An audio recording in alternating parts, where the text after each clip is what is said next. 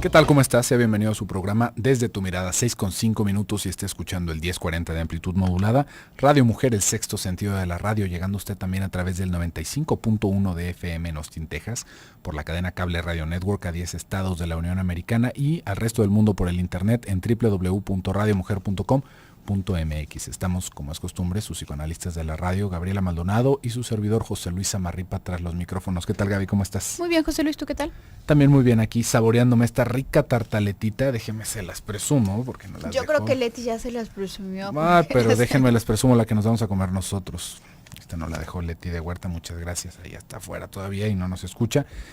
Pero bueno, vamos a seguir hoy, Gaby, con el tema de la esquizofrenia. Es el último día que tenemos de esta semana. También ya se nos fue rápido la semana, ¿no? Realmente fueron muchas sus participaciones. Todavía tenemos participaciones, así que si usted habló y todavía no comentamos lo que usted nos dejó como mensajito, quédese con nosotros. Vamos a estar, yo creo que ahora sí nos vamos a intentar sacar todas las participaciones que podamos, hablando un poquito más sobre el tema. Ya estuvimos hablando en los días anteriores, de repente, cómo son algunas de las manifestaciones, en qué momento de la vida empezamos a notar este tipo de manifestaciones, en dónde se hacen más evidentes realmente, porque ahorita lo que nos estaba poniendo Claudia en la cápsula habla como de un periodo en el cual se empiezan a manifestar. Este tipo de manifestaciones de la enfermedad mental, de la psicopatología, más bien es cuando se hace evidente, ¿sí ve? Aunque sea en la plasticidad, aunque sea en la infancia, se puede ir viendo, digamos, el desarrollo en cómo se va llevando la propia enfermedad. Si ves algo que estábamos hablando el día de ayer, Gaby, tú lo mencionabas con esto de la diferenciación sexual, por ejemplo. Eso es algo que ya se empieza a ver desde que son pequeñitos. No está totalmente cristalizado, pero ya se empieza a notar. Una personita que ya tiene este tipo de características va haciendo cosas peculiares, pero que a veces resultan imperceptibles para las personas, bueno, pues que no se dedican justamente a la psicología, que no tienen una especialidad en esto.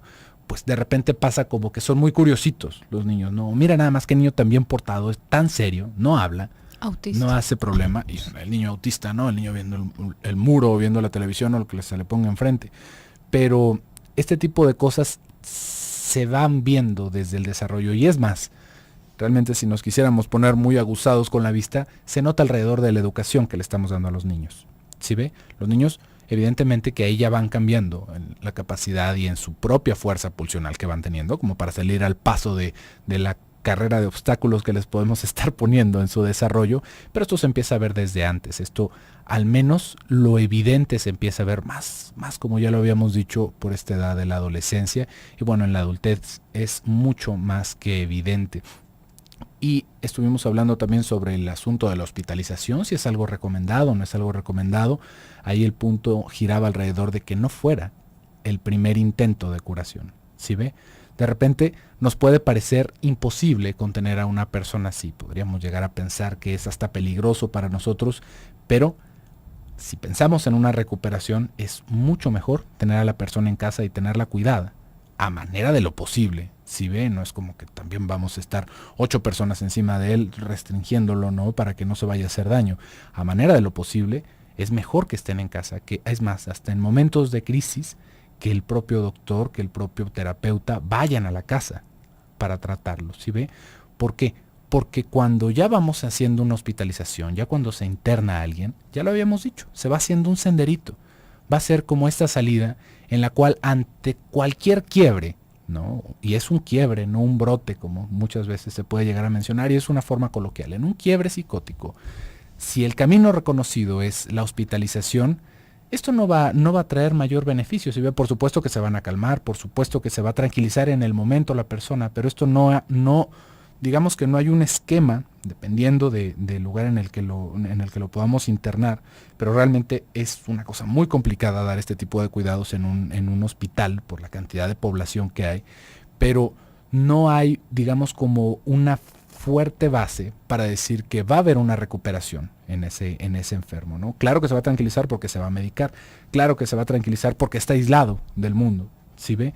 Pero ahí es en donde, digamos, como que estamos haciendo la vía para que ante cualquier problema la respuesta sea encerrarse, la respuesta sea volverse hacia adentro. Y esto, pues por supuesto que no es nada recomendable.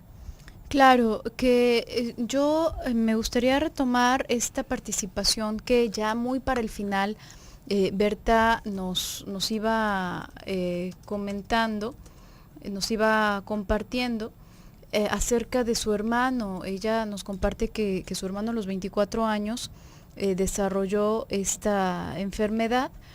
A partir de esa edad él estuvo en el ejército y bueno, a los 37 se quita la vida el muchacho, y ella se pregunta qué pasa con esto que le dicen los médicos, porque los médicos les comentaron a ella y a la familia, parece, que la esquizofrenia es peor que la locura. Entonces ella nos dice que se quemaba las manos con cigarro y se reía el muchacho. Y bueno, ¿qué podemos mencionar acerca de esto que le comentaban los médicos? Finalmente, no hay clínicamente no es que se diga que alguien está loco. Esto es un uso más bien coloquial.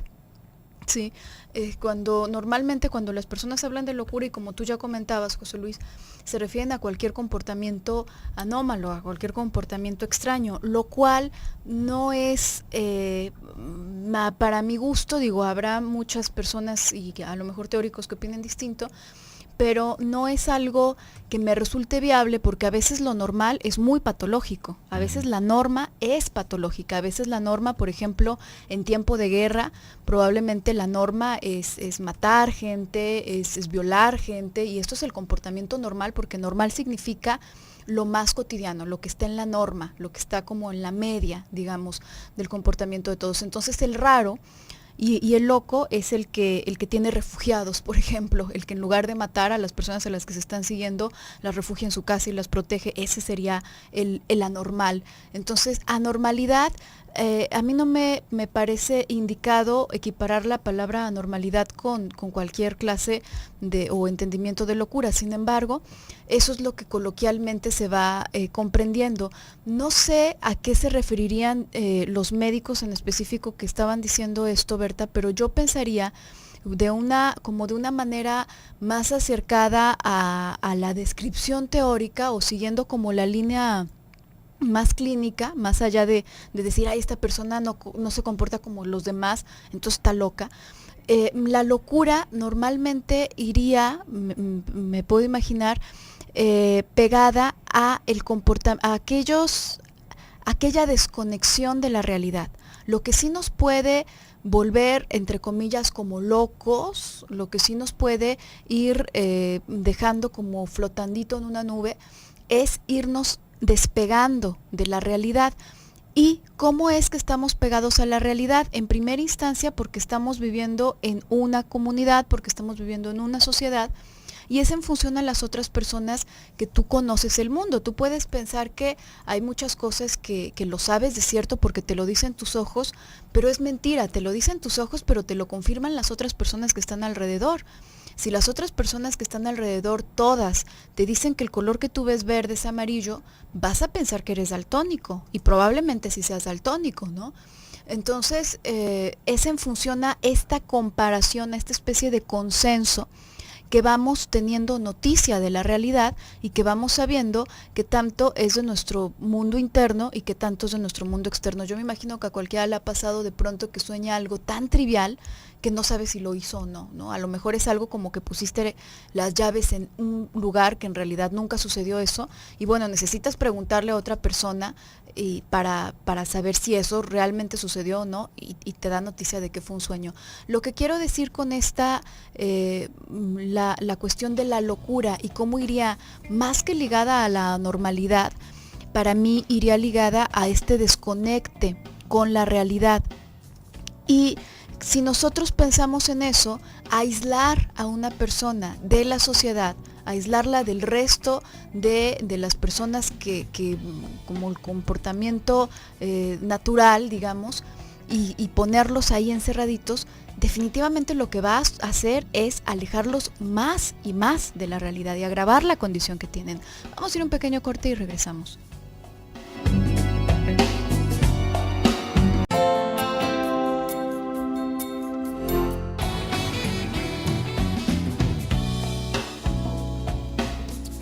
Estamos de vuelta en su programa Desde tu Mirada. Le recuerdo los teléfonos para que usted se comunique con nosotros: 31 22 11 90, 36 47 18 83, y también ya estamos por la sala de chat en www.radiomujer.com.mx, por si usted se quiere dar una vueltita por la sala de chat. Pues bueno, que estamos con mucho gusto escuchando sus participaciones. Y también tenemos una línea para Austin, Texas. Si usted nos está escuchando de aquel lado de la frontera, llame al 512-215-4909. Y tenemos más participaciones. Vamos viendo qué nos dice Carlos. ¿Por qué cuando hay el trastorno obsesivo compulsivo pasan por alto demasiadas cosas, como desatenderse de la familia, y se comportan como fuera de sí, como si no fueran ellos? ¿Por qué? Curioso lo que nos preguntas, Carlos, porque estamos hablando ahora sobre la esquizofrenia, pero ahí hay algo que tal vez recuerda el momento en el que lo dije. Cuando hablamos de una neurosis muy severa, podríamos teóricamente tomar un enfoque de que es una neurosis muy severa, y hay quien puede llegar a argumentar que es una psicosis como tal. Cuando hablamos de trastorno obsesivo compulsivo, estamos hablando del cuadrante neurótico de la personalidad, de una personalidad anal, de, digamos, síntomas que hablan alrededor del compromiso con ciertas actividades, alrededor de los deseos inconscientes. ¿Sí ve? Para no complicarlo tanto, cuando estamos hablando de una neurosis, tiene que ver con nuestros deseos inconscientes que luchan por salir y nosotros por reprimirlos. Y cuando estamos hablando de una psicosis, estamos hablando de partes escindidas de nuestra personalidad que nosotros luchamos por reprimir. ¿Sí ve? Ahí hay algo en esa lucha que definitivamente no es la definición máxima que podemos dar de la neurosis y de la psicosis, pero esto nos da un poquito más de luz. En esto que tú nos dices del trastorno obsesivo compulsivo, en el trastorno obsesivo compulsivo vamos a encontrar ciertas manifestaciones muy curiosas, como, digamos, este excesivo orden y limpieza, o un apego excesivo al trabajo.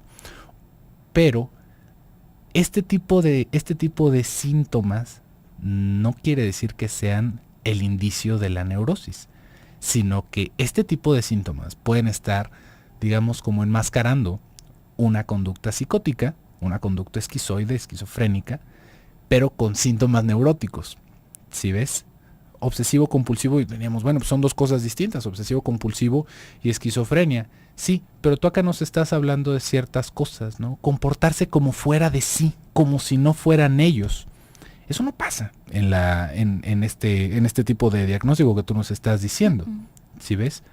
Pero se puede llegar a confundir porque por un cierto, digamos, como orden compulsivo, o ciertas conductas compulsivas, como por ejemplo, ¿qué podríamos pensar? Alguien que colecciona algo.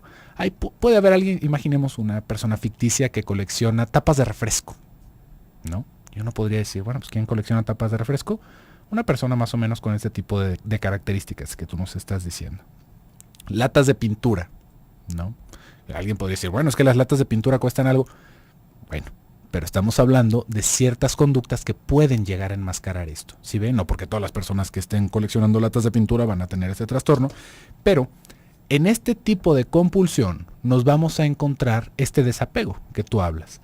Cuando se empieza a volver más importante el estar juntando tapas de botella, o latas de pintura, o latas de aceite, y se empieza a desatender el mundo exterior, ahí estamos viendo este enconchamiento que va más hacia lo esquizoide.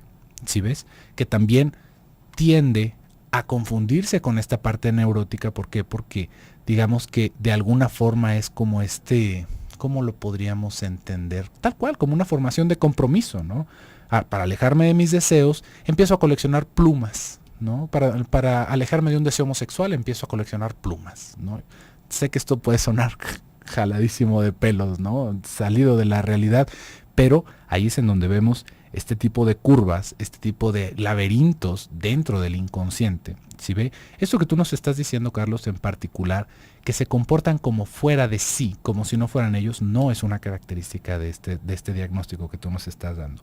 Por lo tanto, me da a pensar que podría ir más hacia esta parte de lo psicótico. ¿Por qué de lo psicótico? Porque al momento en el que hay un quiebre dentro de una personalidad psicótica, vamos a ver ciertas cosas que nosotros no nos hubiéramos esperado del todo.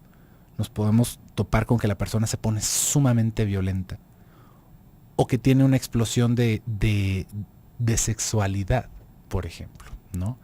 Y uno podría decir, bueno, pero esa no es esa persona. ¿Por qué después de que cortó con el novio se empezó a meter con todas las personas que se encuentra en la calle y en la disco y en el trabajo y en el... ¿Qué es lo que está pasando? Y uno podría decir, esa persona no es la misma. Bueno, pues ahí estamos hablando de un quiebre en donde justamente la personalidad queda fragmentada y no se reconoce como tal. Si ves, un obsesivo compulsivo en libro, vamos a poderlo ver igual a sus 14 años que a sus 60 años. Si ves, es esta persona cerrada que no se mueve para ningún lado, con la misma ropa, con los mismos zapatos, comprando siempre las mismas cosas y con una relación alrededor del dominio con las personas. ¿Por qué? Porque todo tiene que ver con el control. En la parte de la esquizofrenia podríamos encontrar estas variaciones de la personalidad. Además, también creo que sería muy importante estudiar la percepción de qué ante la percepción de quién está actuando fuera de sí, porque justamente por este control excesivo que puede tener, que puede llegar a tener el obsesivo, en muchas ocasiones para las personas alrededor resulta tan predecible que cuando se trata de salir un poquito de su cuadrito, cuando se trata de salir un poquito de este casillero pequeñito en el que se mueve y las formas de comportarse tan estrictas y tan endurecidas, bueno, todo el mundo se sorprende y dice, ese no eres tú, cual padre desilusionado, ¿no? Que esto no fue lo que yo crié. Y uno dice, bueno, pues es que no, los niños no son nada más algo que tú hiciste a tu imagen y semejanza, sino que también tienen esta capacidad de diversificarse, esta capacidad de modificarse, de crecer, de hacerse plásticos y de cambiar de gustos. Sí, por supuesto que sí, pero sorprende mucho de las personas que se han estado manejando en un cuadro obsesivo compulsivo. Entonces también es importante saber, Carlos, desde la percepción de qué y qué tipo de cosas está haciendo, ¿no? Si empieza a hacer cosas autodestructivas, si empieza a hacer cosas como muy en la destrucción, podríamos pensar en una enfermedad, si no, a lo mejor se está curando de su obsesión, de su trastorno obsesivo compulsivo. Y por aquí Estela nos hace también una participación que nos dice, mi expareja de 65 años tuvo una embolia cuando tenía 95, la secuela de esto fue esquizofrenia y ataques epilépticos. Lo cuidé y le llevaba alimento aunque era autosuficiente, desde hace 3 meses camina despacio y no quiere bañarse o cambiarse de ropa, solo quiere dormir y comer. Optamos por meterlo a un asilo. ¿Esto será correcto? Mira, la rescato junto con lo que íbamos hablando hace un momento a propósito de el aislamiento y lo que puede llegar a provocar este tipo de situaciones en donde se hospitaliza a algún paciente, para también aclarar ciertos casos.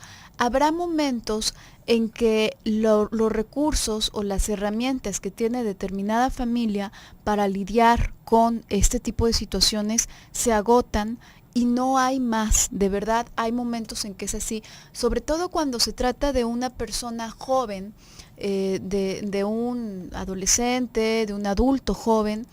Lo más recomendable es evitar hasta el grado de lo posible que tenga que ser hospitalizado. Ya habíamos comentado, cuando la vida de esa persona está en peligro o la vida de las personas de alrededor están en peligro, pues se tiene que hospitalizar, necesariamente hay que recurrir a ese aislamiento pero pensando en vías de que después de eso se pueda reincorporar y tener también un tratamiento en lo psicológico. Y también íbamos comentando cómo a medida que se va siendo más y más adulto, es más difícil modificar las estructuras, más aún cuando además tiene secuelas de una condición neurológica ya, porque aquí ya, digamos, es todavía más difícil para la persona hacer estas reconexiones por la edad, por la cuestión neurológica que está sufriendo. Entonces habrá casos probablemente como el de tu esposo, Estela, no es que yo haya hecho una evaluación y con lo que tú nos das no es suficiente como para saberlo, pero probablemente, porque ya lo has llevado me imagino, con varios especialistas, puede ser este el caso. Ahora, tampoco hay que flagelarse si ese llegase a ser el caso. Lo que sí es importante, así como en algunas ocasiones hablamos acerca del meter a los niños a la guardería, como lo ideal es pues que estén en casa, pero si no se puede, también en guardería, solamente teniendo ciertas precauciones. Eso sí, Estela, viendo ciertas precauciones a propósito del asilo, como las condiciones, las personas que lo están cuidando. Recuerda que los lugares como donde se alojan niños y adultos mayores, como los asilos, son un foco de pronto para personas pues muy sádicas, muy maltratadoras, son un foco para este tipo de tratos. Entonces, no dejar de supervisarlo, no dejar como allá se van a encargar de él, me lavo las manos, sino estar en constante contacto con él y con las personas que lo están cuidando. Vamos a ir a un pequeño corte y volvemos.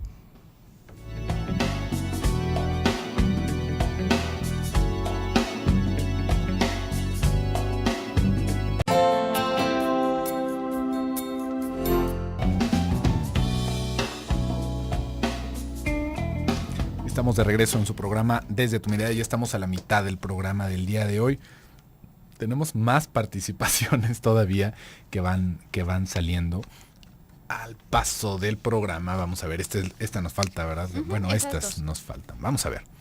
Nos dice Juan Pablo: me gusta mucho su programa. Ahora me doy cuenta que cualquiera puede llegar a tener esquizofrenia. Saludos. Ay, Juan Pablo, ¿cómo? Rasgos sí. Rasgos. Y no rasgos. podemos, tenemos, no es la posibilidad. Esa es otra cosa bastante interesante, ¿no? Que tal vez no quedó tan clara a lo largo de la semana, en el tiempo que tuvimos. ¿Qué pasa? Todos nos podemos enfermar de esto. Todos vamos a tener la posibilidad en algún momento de quedar, porque ese es el miedo realmente alrededor de la locura. Si ve, todos de alguna forma como que van pensando, no, bueno, es que eso de los psicólogos, no, es que eso de tomar terapia, no, es que hasta que da un ataque de ansiedad, hasta que empezamos a escuchar cosas, hasta que algo se empieza a sentir así de raro, que nos viene el miedo de que en cualquier momento podríamos acabar como una de estas personas que vemos en la calle hablando solas, temblando, comiendo en el piso, ¿no? Como indigentes. Ahí es en donde ya empezamos a pensar más en serio sobre la enfermedad mental. Y este es un miedo muy, digamos, como común de las personas cuando empiezan a sentir que algo malo está pasando en ellos, con una ansiedad, una depresión, me estoy volviendo loco. Por lo general, ya cuando decimos me estoy volviendo loco, ya pasó algo. ¿Sí ve? No es como que nos llegue la señal de angustia antes de que suceda. Ya cuando decimos me estoy volviendo loco, como que algo me está pasando, ya pasó. Ahí ya lo registramos como algo sucedió y por eso es que lo estamos hablando. Acá lo curioso es que pensamos que todos podríamos acabar de alguna manera en este extremo de la enfermedad mental. Hay muchísimos más y todavía con unas manifestaciones que no dan ganas como de seguir hablando de estas cosas, ¿no? Todavía no podríamos decir más graves, sino como con manifestaciones diferentes. Por ejemplo, a mucha gente le da miedo acabar en un cuadro de esquizofrenia, pero no le parece también una posibilidad que se pueda caer en una depresión y que nos parezca la cosa más normal matarnos. ¿Sí ve? Que nos parezca una posibilidad meternos un tiro o envenenarnos. ¿A usted qué le parece peor? ¿No? ¿Qué sería peor? O que de repente pensáramos que eso de los suicidas, de los que se deprimen y esto de los esquizofrénicos está pues muy mal, eso está muy mal y eso debe de ser la locura. Pero ¿qué tal cuando no salimos a otro lugar que no sea nuestro trabajo, por ejemplo? O cuando no podemos salir de la casa por el miedo. Y que así podemos pasar años, ¿no? 20, 30, 40 años, los que usted guste, sin salir de la casa por miedo, porque nos da miedo la gente. ¿Qué se le haría más feo? ¿No? Uno dice, bueno, pues de menos así puedo ver un ratito la tele. ¿Qué tanto cree que uno se puede erosionar con este tipo de enfermedades? ¿Sí ve? No quiere decir que esto sea el fondo del camino, ¿eh? Este no es el final del caminito. Hay muchas cosas, muchas más cosas que hablan sobre la gravedad de la enfermedad mental. ¿O qué le parecería de repente que usted no sintiera ningún placer sexual? ¿No? Que no importa el intento que haga, no siente ningún placer sexual. Es como si fuera hacer nada, como tomarse un vaso de agua. ¿No se le haría una cosa medio terrorífica? Por supuesto que sí, ¿no? Esto de que cualquiera puede llegar a tener esquizofrenia no es el caso. Todos vamos teniendo como un extremo de la enfermedad mental hasta donde podemos llegar. Pueden llegar a surgir rasgos, ¿sí ve? Porque todos atravesamos por esta parte. Y esto, hablando más que nada desde las posiciones de Melanie Klein, ¿sí ve? No tanto en un desarrollo psicosexual en lo freudiano, sino pensando que todos fuimos esquizofrénicos en algún momento. Todos estuvimos en esa postura esquizoparanoide, no esquizofrénicos, no es la manera correcta de decirlo. Todos pasamos por esa postura. Y por lo tanto podemos llegar a sentir ansiedades de ese estilo, podemos llegar a tener manifestaciones, pero no a desencadenarnos en una esquizofrenia por la angustia. Pueden pasar un montón de cosas, pero no a todos les va a pasar esto. Todos tenemos un camino diferente, todos tenemos un final diferente cuando presionamos demasiado nuestros límites sobre la ansiedad, Juan Pablo. Y también tenemos a Josefina que nos está preguntando, nos dice Josefina Solís, muchas felicidades por el tema, me gusta mucho su programa, qué gusto que haya tanta gente que le gusta el programa y que nos hable aparte. Nos dice, ¿la esquizofrenia es hereditaria? No, Josefina, no es una cosa hereditaria. Lo que es hereditario es la educación que vamos recibiendo. Hay personas que hablan de que podemos llegar a tener una predisposición ante ciertas enfermedades. Y ahí tal vez no estaríamos en una postura equivocada, ¿no? ¿Esto qué quiere decir? Que no tenemos la misma fuerza todos para salir de los conflictos y esto podría ser una predisposición, pero no es algo que se nos herede, sino todos los esquizofrénicos tendrían puros hijos esquizofrénicos. O podríamos decir, bueno, se brinca de alguna manera genética, ¿no? No ese es el caso. Lo que sí se está transmitiendo día con día es la educación y lo que se transmite a través de la relación con la madre específicamente. Ay, Gaby, en serio que esto está como para hablarlo para un mes, porque no hablamos de la relación de la madre con el esquizofrénico y ya se nos está acabando la semana. Sí, a propósito de esto que van comentando, Juan Pablo, sí, lo que pasa es que también son preguntas que se fueron quedando de días pasados. Uh-huh. Y bueno, efectivamente son los rasgos más no la estructura. Habrá, y sí hay ocasiones en que en determinada situación, por ejemplo, un evento traumático, a lo mejor la persona puede empezar a desarrollar en ese momento alucinaciones, puede empezar a desarrollar una serie de cosas. Justo cuando acaba de perder a un ser querido, por ejemplo, puede alucinarlo, su voz, su olor, incluso visualmente, y no significa que se ha vuelto esquizofrénico, sino que aparecen este tipo de rasgos, pero luego la persona se vuelve en sí, digamos, como en estructura tal cual. No es que cualquiera lo pueda adquirir de pronto, pero como rasgos todos los tenemos ahí, y digamos que en la medida en que te vas gastando los otros recursos que tenías, los recursos más elaborados, pues tendrás que ir echando mano de los menos elaborados y entonces puede llegar a ese punto. Por eso sí es importante también no quedarse con esto de que el tiempo lo cura todo y poder tener algo de acompañamiento, ¿no? Para no quedarse constantemente al borde, constantemente sin otros más recursos, ¿no? Porque hay situaciones traumáticas evidentes de un momento y hay situaciones que constantemente están pesando sobre las personas y bueno, es más difícil alcanzar a identificarlo, ¿no? Y bueno, Josefina, con lo de lo hereditario, no, acuérdate el ejemplo que poníamos acerca de el lenguaje, ¿no? Tu idioma no es hereditario. Claro que hablas lo mismo que habla toda tu familia y probablemente generaciones pasadas porque te lo transmitieron, pero no es una cuestión hereditaria. Y por aquí Rosario nos dice felicidades, muchas gracias Rosario, nos comenta, a mi hijo desde los 22 le detectaron esquizofrenia, ha estado medicado, pero dice que se siente muy mal, toma solo la mitad de los medicamentos, nunca le han hecho estudios ya que los doctores dicen que no es necesario, él es muy tranquilo, pero lo veo aislado, incluso con nosotros, no trabaja ni tiene actividades, actualmente tiene 28 años, ¿qué nos recomiendan? Rosario, no hay un estudio que se haga, esta es una evaluación clínica, se hace de forma clínica, no es que si un cachito del cerebro está brillando, sino no va en ese sentido. Hay quien hace electros, ¿no? Hay quien hace electro, francamente, bueno, esto basándose en estas teorías como más biologicistas. Finalmente creo que sí sería un diagnóstico que efectivamente se puede hacer clínicamente, se puede hacer sin necesidad de un estudio en aparato, digamos. Sin embargo, la recomendación desde mi punto de vista iría, Rosario, y aprovechando que tu hijo, bueno, lo empezó a desarrollar joven y aún es bastante joven, ¿no? Entonces, que no únicamente se quede con el medicamento, que simultáneo pueda tener tratamiento también psicológico, porque recuerda que el medicamento, imagínate que tú tienes una infección que te ha invadido las vías respiratorias, y como te ha invadido las vías respiratorias, bueno, pues tu cuerpo está generando moco y está generando un montón de cosas que no te permite respirar. Te van a dar algunos medicamentos para curar esos síntomas molestos que no te dejan dormir, que no te dejan estar tranquilo, que te traen con el cuerpo cortado, pero generan nada más molestia, no es algo que esté produciendo la enfermedad.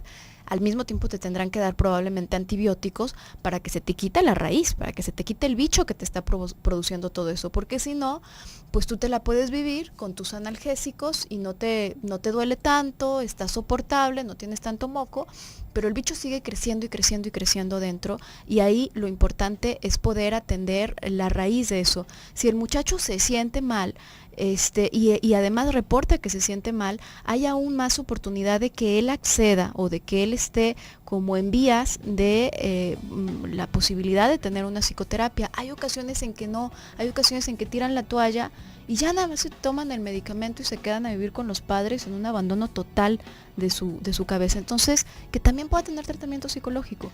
Bueno, vamos a hacer un pequeño corte y volvemos.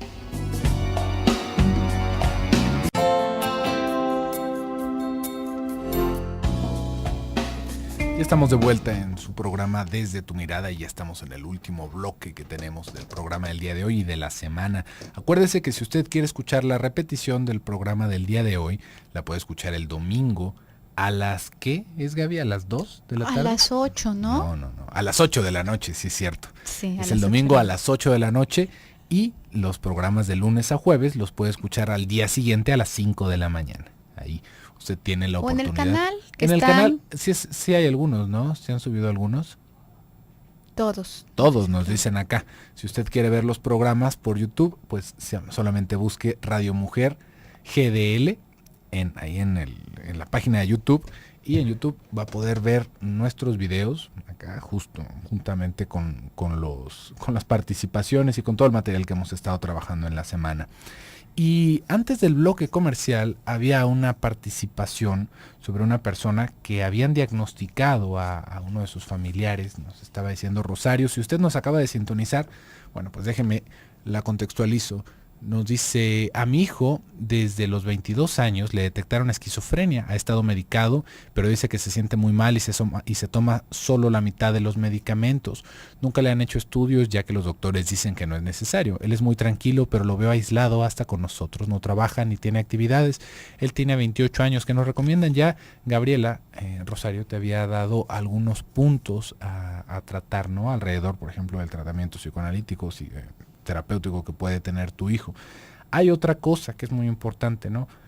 Realmente cuando tenemos a alguien, a un familiar y a alguien tan cercano como un hijo con una enfermedad de estas, pues por supuesto que nosotros lo que más quisiéramos es que se pusiera bien rápido, ¿no? Por un lado, porque eso fue algo que dejamos de lado, curiosamente, ¿no? Con todo esto de las relaciones familiares con este tipo de enfermedad, con la esquizofrenia, porque lo podemos decir en cortito. ¿Qué pasa cuando tenemos a un enfermo así? ¿No? ¿Qué pasa cuando tenemos a una persona con este tipo de psicopatología? Tenemos un niño que se va a quedar en casa siempre.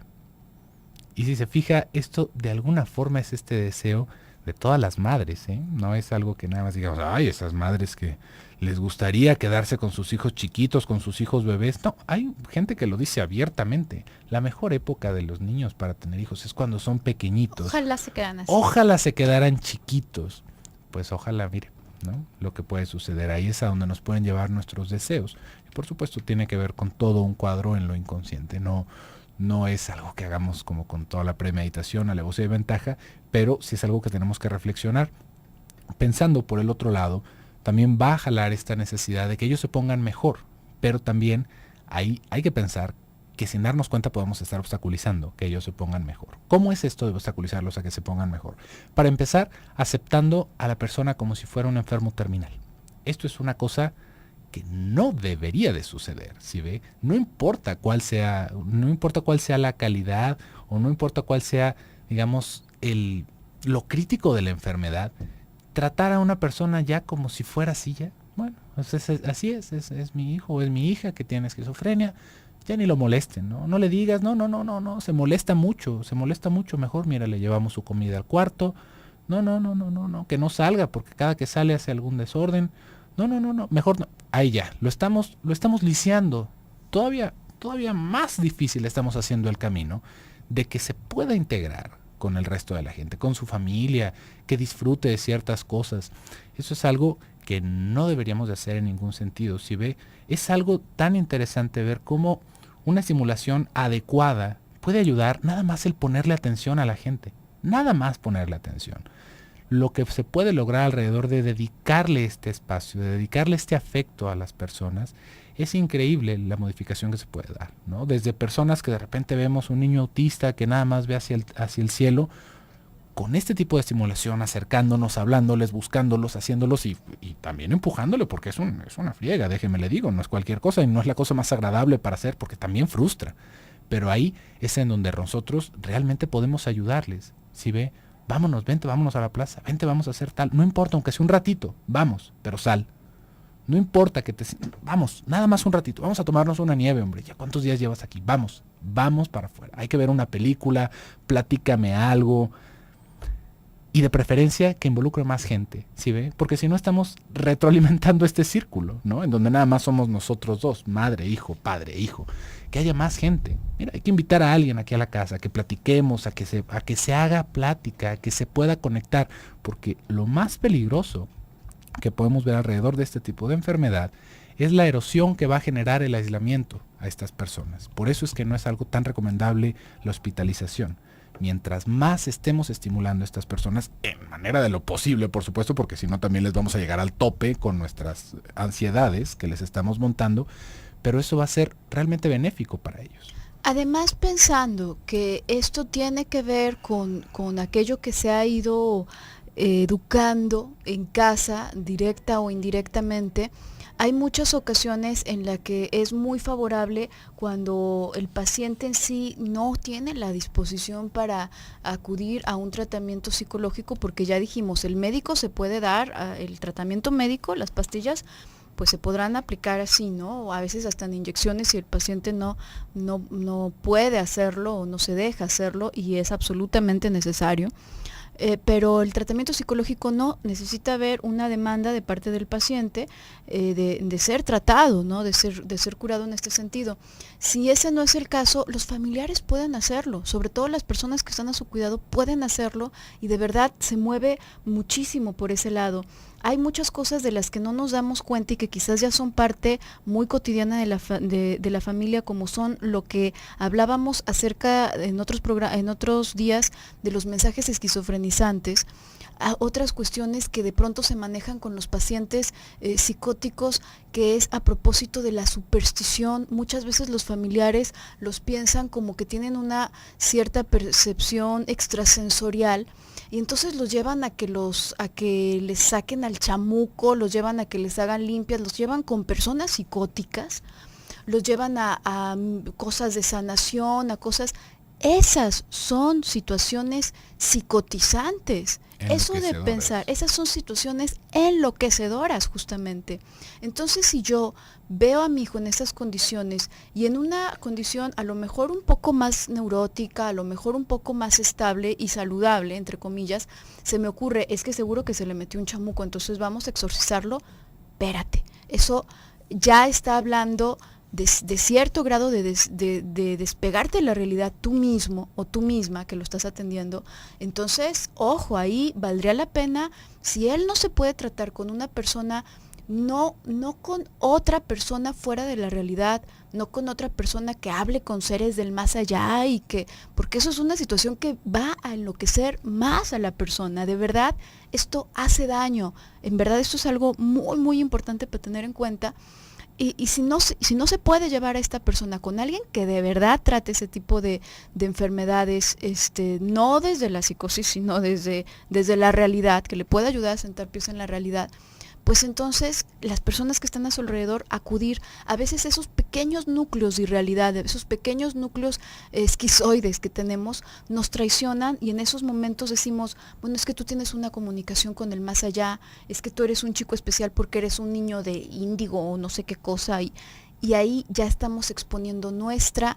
Y no es por exponerla, ahí ya es como para que nos demos noticia de que parte de nuestra propia locura la está cargando ese muchacho, la está cargando ese niño y que tenemos que atendernos, tenemos que atenderlo con alguien que no lo vaya a poner en una situación peor de la que se encuentra. De verdad, una recomendación, ese tipo de métodos no solo no ayudan, empeoran mucho a las personas y si no estaban mal, se pueden poner mal a partir de ese tipo de situaciones y de ese tipo de tratamientos que además venden muchísimo, lamentablemente.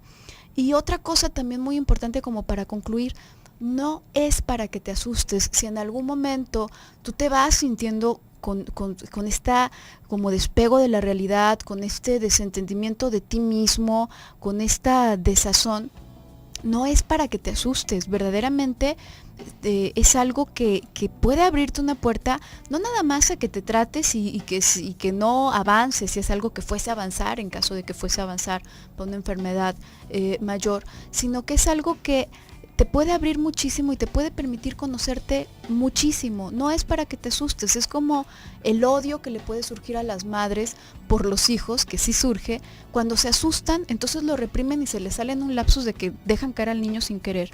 En cambio, cuando lo admiten, bueno, pues no pasa nada, le ponen límites al niño, pero no lo andan matando sin querer.